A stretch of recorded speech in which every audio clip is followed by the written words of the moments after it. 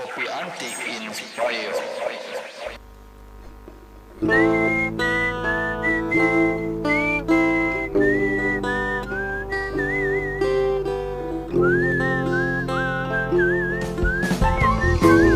Like, subscribe, lalu tekan lonceng. Situasi ganti. Assalamualaikum warahmatullahi wabarakatuh. Baraya Kopi Antik Inspire kembali berjumpa bersama saya Abah Askun Ki Sarkim Nahula Jaya Prakasa. Dalam kesempatan ini saya ditemani oleh beberapa produk kopi antik. Ada kopi Arabica dan juga Robusta. Ada yang sini Bangun Jaya, ada juga Arabica dan Robusta Garu, ada juga dari Ciwidey dan juga Gunung Puntang, dan juga ada tidak kalah menariknya ada Mug Cantik dan Antik kopi antik. Silakan kalau nanti Baraya Kopi Antik menginginkan produk-produk kopi antik ini bisa menghubungi manajemen kami. Baraya Kopi Antik Inspire. Dalam kesempatan ini saya ingin kembali berdialektika dengan Baraya Kopi Antik Inspire berkaitan dengan esensi ibadah Ramadan yang kita laksanakan untuk tahun 1442 Hijriah ini. Pertanyaan pertama yang ingin saya tanyakan kepada Baraya Kopi Antik dan juga khususnya kepada diri saya pribadi, sudah dapat apakah kita melaksanakan ibadah saum Ramadan 1442 Hijriah sampai hari yang ke-13 ini?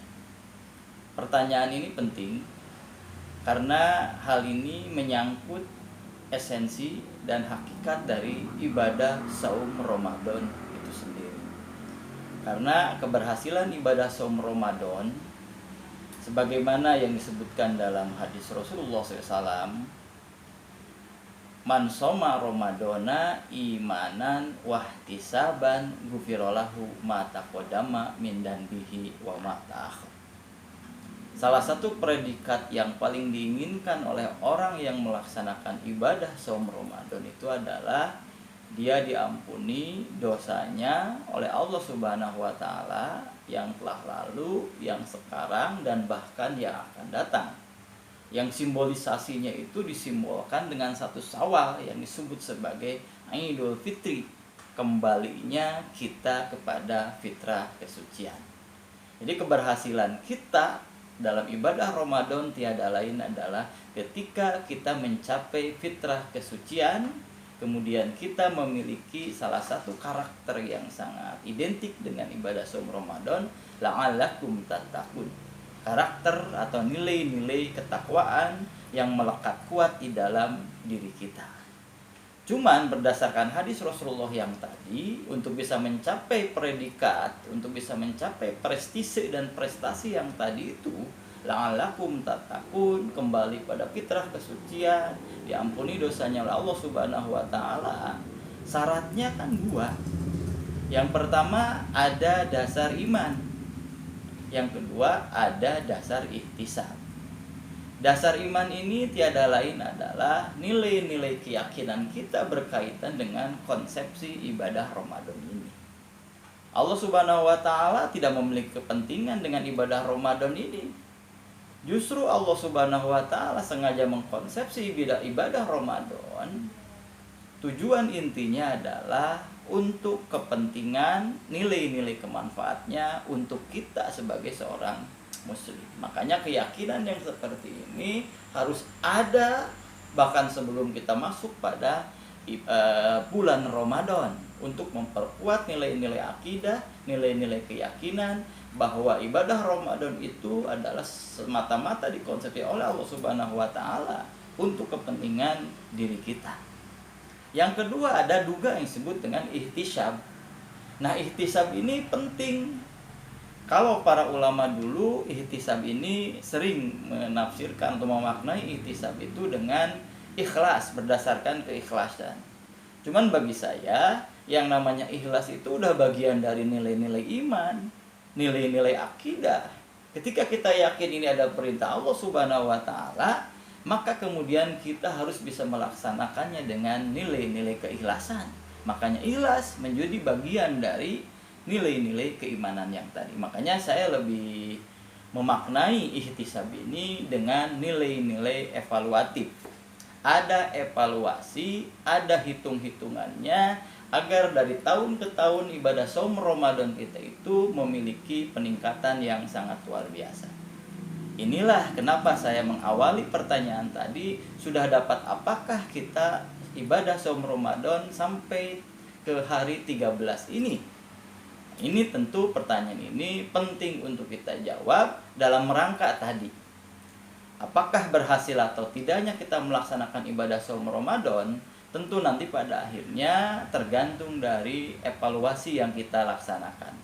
Apakah dari tanggal 1 sampai tanggal 13 ini memunculkan ada peningkatan yang sangat luar biasa, peningkatan keimanan, peningkatan kegiatan ibadah Ramadan, peningkatan kegiatan-kegiatan yang menunjang nilai-nilai ibadah Ramadan dan lain-lain sebagainya, tentu ini akan dikembalikan kepada diri kita masing-masing. Tapi satu hal yang sangat terpenting adalah ihtisab atau evaluasi ini satu hal yang sangat penting dalam rangka apa? Agar kita bisa naik level, agar kita bisa naik kelas. Inilah makanya kenapa iman dan ihtisab ini menjadi dasar yang dipondasikan oleh Rasulullah SAW ketika kita ingin mencapai prestasi Gufirallahu ma taqaddama min danbihi wa ma ta'akhkhar. Sebab kalau kita coba gali pelajaran-pelajaran yang Allah Subhanahu wa taala berikan di alam semesta misalnya, ternyata Allah Subhanahu wa taala menciptakan binatang yang lain juga di samping manusia atau makhluk yang lain di samping manusia itu juga melaksanakan ibadah juga melaksanakan puasa. Cuman tentu saja konsepsi puasa binatang atau makhluk Allah Subhanahu wa taala yang lain dengan manusia ini tentu saja berbeda. Dengan teleologisnya berbeda, konsep syariahnya berbeda, dan yang lainnya berbeda. Tapi ternyata ada di antara binatang-binatang yang Allah Subhanahu wa taala ciptakan, mereka juga melaksanakan puasa seperti yang kita laksanakan, menahan diri dari makan, minum, dan berjima. Salah satu yang diantaranya yang saya ingin coba diskusikan, dialektikan dengan Baraya Coffee Antik Inspire adalah dua binatang yang namanya hampir sama, yakni binatang yang diberi nama oleh kita ular dan juga binatang yang kita sebut sebagai ulat.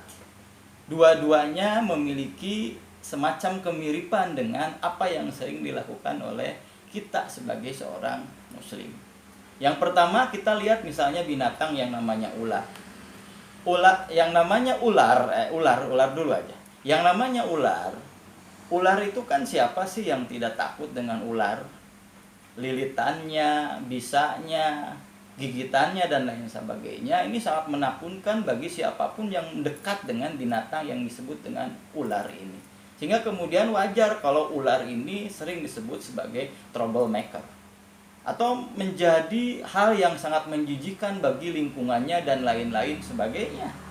Tapi ternyata kemudian ular dalam satu fase tertentu dia itu melaksanakan apa yang disebut dengan puasa.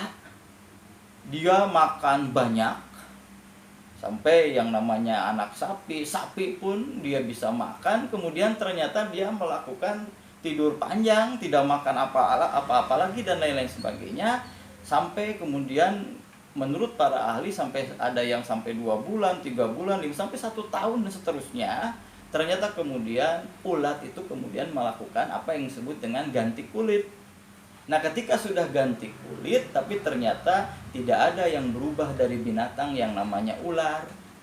Kemarin dia namanya ular, setelah dia puasa selama sekian bulan, sekian tahun, dia kemudian ganti kulit, tetap namanya dia ular. Karakternya juga persis seperti ular, berbisa dan menjijikan bagi yang lain, ganas bagi yang lain, troublemaker bagi yang lain. Ternyata puasa ular sekedar hanya ingin ganti kulit. Setelah dia melaksanakan puasa, ternyata tidak ada perubahan sama sekali. Inilah salah satunya yang pernah dulu disindir Rasulullah. Kam min so'imin laisa lahu min siyamihi ilal ju' wal atas.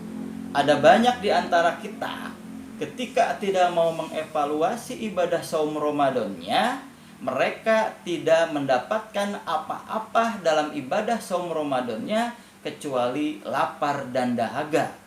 Sebelum dia masuk pada Ramadan, dia menjijikan, troublemaker, tidak memiliki manfaat bagi yang lain, bahkan ganas bagi yang lain, rakus dan lain sebagainya. Masuk ibadah Ramadan selama 1 bulan, kemudian masuk 1 Syawal, tidak ada perubahan karakter dan lain-lain sebagainya. Tentu ini satu hal yang sangat harus dihindari oleh kita, karena ibadah saum Ramadan di konsep Allah Subhanahu wa Ta'ala tentu harus bisa menaikkan level keimanan, level ketakwaan, level prestasi dan prestasi kita sebagai seorang yang beriman. Nah, kita bandingkan dengan yang namanya binatang ulat. Kalau yang namanya ulat sama sebetulnya, rakus, menjingkelkan, menjijikkan, troublemaker bagi lingkungan sekitarnya. Yang namanya ulat kalau lapar, dia makan daun-daun sampai gundul, kering terontang, itu yang namanya pohon-pohonan. Tapi ternyata ulat sadar diri, kemudian dia bikin kepompong, masuk ke dalam kepompong, dan kurang lebih 16-17 hari dia tidak makan minum. Persis seperti kita melakukan ibadah puasa. Dan ketika pada hari 16 sampai ke 17, kemudian muncul satu makhluk yang justru berbeda dari yang sebelumnya. Kalau ular melaksanakan puasa, tetap dia jadi ular. Tapi ulat ketika dia melaksanakan puasa di dalam kepompong, dia ternyata berubah sama sekali menjadi makhluk yang berbeda dengan yang lainnya. Kalau tadi namanya ulat, kemudian dia masuk ke dalam kepompong puasa, kemudian dia berubah menjadi binatang yang kupu-kupu, jelas karakternya berbeda, namanya pun berbeda. Kalau kemarin menjijikan, yang namanya kupu-kupu tentu sangat menyenangkan bagi orang yang melihatnya. Kalau ulat ingin dijauhi oleh siapapun, tapi kalau yang namanya kupu-kupu tentu banyak orang yang ingin menangkapnya, saking begitu indah dan lain sebagainya. Kalau tadinya yang namanya ulat rakusnya luar biasa, segala dimakan, tapi ketika dia menjadi kupu-kupu, kupu-kupu hanya makan putik sari dari bunga-bungaan yang sedang mekar, kemudian memberikan manfaat dengan serbuk sarinya kepada makhluk Allah Subhanahu wa Ta'ala yang lain, terutama adalah pohon-pohonan yang ketika akan berbuah dan seterusnya. Ini yang harus menjadi bagian yang kita pikirkan dalam evaluasi ibadah saum Ramadan kita. Jangan sampai saum Ramadan kita seperti ular yang hanya sekedar ganti kulit, ganti kegiatan, tapi ternyata kemudian kita tetap ular yang sama. Kita harus menjadi ulat. Kemarin taruh kita masih menjengkelkan, tidak menyenangkan bagi yang lain, sering menjadi troublemaker bagi yang lain, menjijikan bagi yang rakusnya luar biasa dan lain sebagainya. Tapi setelah dia puasa, maka kemudian haruslah orang yang berpuasa itu berubah menjadi kupu-kupu, binatang yang sangat menyenangkan, atau dalam bahasa konsepsi ibadah saum Ramadan kita, Idul Fitri, kembali kepada fitrah kesucian kemanusiaan kita dengan kembali kepada titik nol sebagai bagian dari bekal kita menghadapi 11 bulan yang akan datang. Ini satu hal yang harusnya menjadi bahan evaluasi kita, sebab bagaimanapun keberhasilan ibadah Ramadan hanya akan bisa dilaksanakan atau terjadi kalau pondasinya iman dan evaluasi ini menjadi bagian yang tidak bisa dipisahkan dalam ibadah saum Ramadan kita. Baraya Kopi Antik Inspire, ini barangkali yang ingin saya dialektikan dengan Baraya Kopi Antik Inspire pada kesempatan kali ini. Mudah-mudahan bermanfaat. Saya Abah Asgun, Kisar Cimnak Belajar Perkasa. Assalamualaikum warahmatullahi wabarakatuh. Salam Kopi Antik. Jadi pening, menahan diri agar standing. Kopi anti, komunikasi pikiran analiti. Kopi anti, komunikasi pikiran akademi.